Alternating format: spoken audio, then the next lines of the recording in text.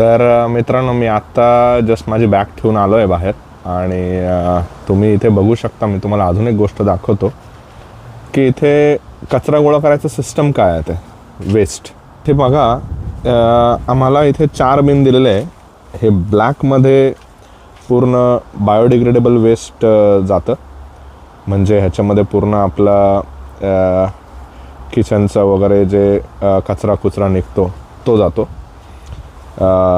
General waste पण जातं, आपलं प्लास्टिक वगैरे सगळं काही. ह्या ब्लूमध्ये जातं फक्त रिसायकलेबल वेस्ट. आणि ह्याच्यामध्ये आपलं जातं पूर्ण पेपर वेस्ट, कार्डबोर्ड वगैरे.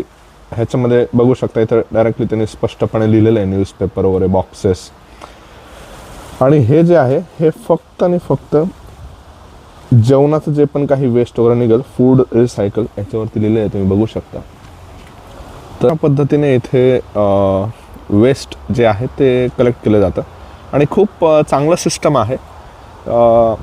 दर ऑल्टरनेट फ्रायडेला एक बिन जाणार तुमचं. तोपर्यंत तुम्ही ह्या बिनमध्ये तुम्ही बघू शकता, यांची साईज वगैरे माझ्या पाठीमागे कलेक्ट करून ठेवू शकता पिशव्यांमध्ये आणि ह्याच्यामध्ये टाकून द्यायचं. जर ह्या गुरुवारी ह्या फ्रायडेला आपलं ब्लू बिन गेलं, नेक्स्ट फ्रायडेला आपले ब्लॅक बिन जाणार, त्याच्या नेक्स्ट फ्रायडेला आपलं कार्डबोर्डचं वगैरे जे रेड बिन आहे तर ते जाणार. आणि फूड रिसायकल जे आहे ते तुम्ही ऐन टायमाला त्यांना देऊ शकता डायरेक्टली ते बिनमधून. ते छोटं बिन आहे किंवा तुम्ही जे किचनचं वेस्ट आहे ब्लॅकवालं त्याच्यामध्ये टाकू शकतात.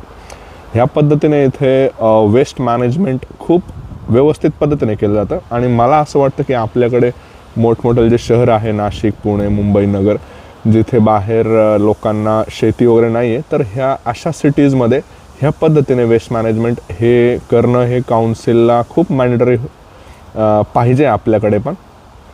अदरवाईज आपण बघतो जे रोडवरती येऊन लोक कचरा फेकून जातात किंवा कुठल्याही टर्निंगला वगैरे हायवेला तुम्ही बघू शकता की एक ऑटोमॅटिक एकाने टाकलं की तिथं पिट्स वगैरे डम्पिंग यार्डसारखं तयार व्हायला लागतं. तर ह्या गोष्टी नाही झाल्या पाहिजे, त्यासाठी काउन्सिलने इथे ह्या पद्धतीने मॅनेजमेंट केलं आहे. आणि आपल्याकडे जर ह्या पद्धतीने झालं तर ऑब्व्हियसली लोक रस्त्यावरती कचरा फेकायला जाणार नाही जर त्यांच्या घरापर्यंत जर सर्व्हिसेस गेल्या तर.